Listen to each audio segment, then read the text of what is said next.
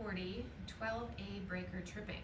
I recently cleaned my ic40 and then it was working fine.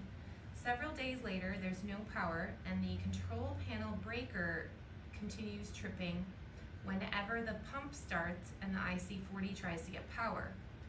The breaker appears to reset and stay on if I disconnect the ic40. The D1 LED light on the cell board in Easy Touch 8 blinks red.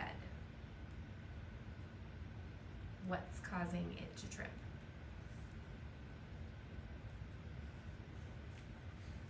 Well, likely what's happened, based on what you're describing, is inside the ic40 itself, you have a sealed electrical compartment where the wire comes in and it's either epoxy filled or something.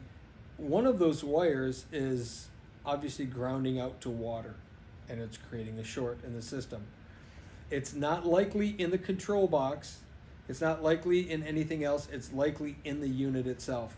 Now, whether that unit, depending on how old it is, an ic40 unit doesn't typically last more than 4 years, 5 years at most. So if it's 4 or 5 years anyway, if this is brand new, it's one thing. It's a faulty ic40. But if this is 3 or 4 or 5 years old, you likely have gotten to the length of the existence. People think that salt generator is going to last forever. They don't. I know there's guys and gals out there that are selling them as the cure-all and you'll never buy chlorine again. But what they're not telling you is you're going to have to replace that unit. They just don't last as long as I wish they did. So likely it's a failure in the unit itself and it's probably just time to replace it.